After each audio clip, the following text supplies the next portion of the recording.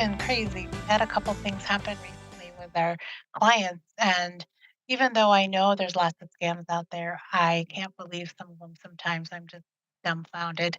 Anyway, the first one I want to talk about is when somebody is overly nice when you've gone through somewhat of a tragic event. Um, what I mean by that, so what happened was a woman passed away very young and unexpectedly, and her surviving spouse, of course, was grieving. And all of a sudden, this family friend was very nice to him and wanted to take care of things for him. So essentially, she's like, okay, I know this is a lot. Let me take over. She took him to a lawyer and signed over power of attorney rights to her. Also, made him sign a will.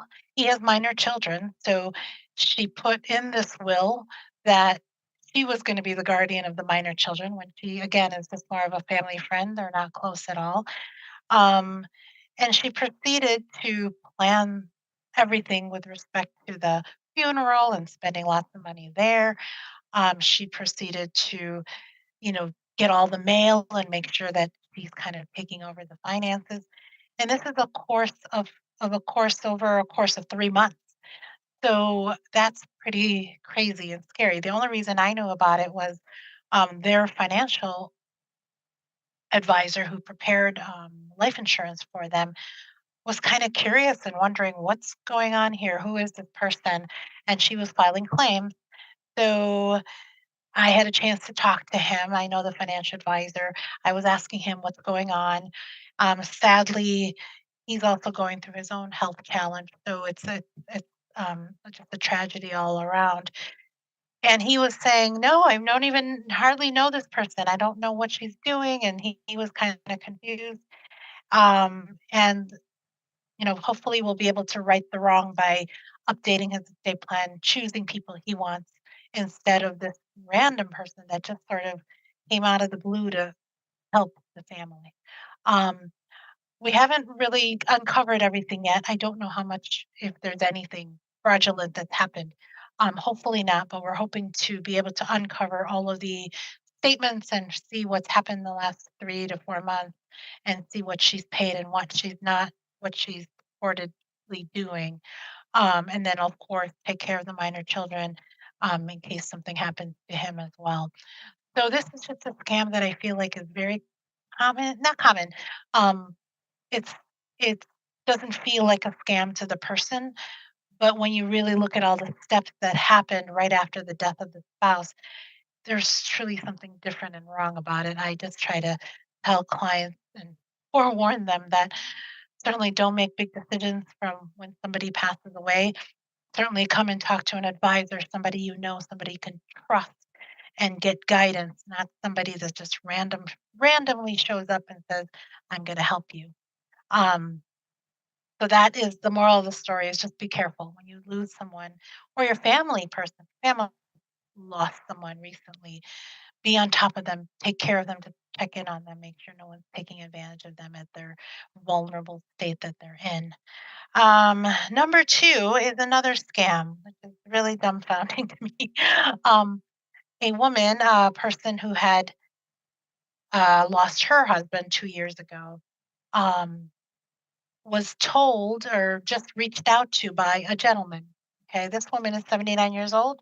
The gentleman created a message to her through Messenger on Facebook and said, "I know you because of this person," just somebody that she knew from a long time ago. And I just she told me that we should connect and thinks that we should, we might have a connection. So this woman, 79-year-old, was of course like intrigued by it because she's getting some attention from this man. Turns out this man allegedly is 62 years old, allegedly is a doctor, allegedly works for the UN. And they talk for 2 months straight, and she's thinking this man really likes her and wants to be, in a relationship with her. So last week, she tells me that, "Oh, yeah, this guy's gonna come over." And I was like, "What? How? You don't even know him because this guy allegedly lives in a totally different city. How much do you know him?" Well, she was like, "I know him. We've been talking every day, and I was sort of just confused as to who is this person, right? And granted, obviously, there's love matches that happen online all the time. I don't want to be totally pessimistic on that, but the dots didn't add up. We don't have a 79-year-old woman being sought after by this 62-year-old man, and they're talking every day, and now all of a sudden he's going to show up at her house. Um, so we did a little digging. We found out we talked to someone who's more of a who does private investigating as a profession. He did us a favor by checking out what about, because we couldn't find him on the internet, by the way. We took his name, couldn't find a thing about him. And then what happened was he said, "Here is what we know of this guy." So the private investigator said, "Well, here's what we found." He found this inquiry of in some kind of forum where there's scams that are being reported. And the inquiry detailed exactly what this guy told this woman, exactly to a T. I mean, it was like he's been doing this to many, many, many women. And if you look on the comments, hundreds of comments of people who have already had the same scam, the same people, whoever it is, it's probably someone from some foreign country. There's no real person. They just created this identity. Um, they even posted pictures, and it's the same pictures that the 79-year-old client had, same exact pictures. So luckily, we were able to show her this proof that this person is not real. We did not, she didn't accept this person to come into her life anymore. And there was no money exchange, nothing, just conversations for the last 2 months.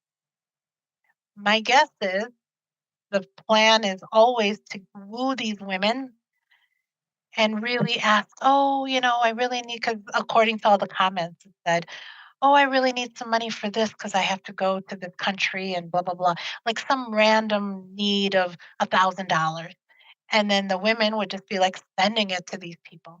And it's terrible. It's a total scam that probably has been going on for a long time.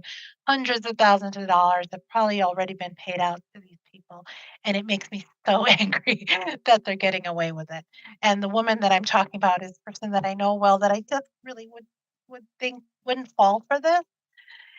She's a dear woman, dear, client, and she lost her husband 2 years ago, so certainly she is a bit, on the lonely side, and this male attention, of course, was sort of welcome for her, but I'm glad that nothing really happened, and she did learn a harsh lesson, unfortunately.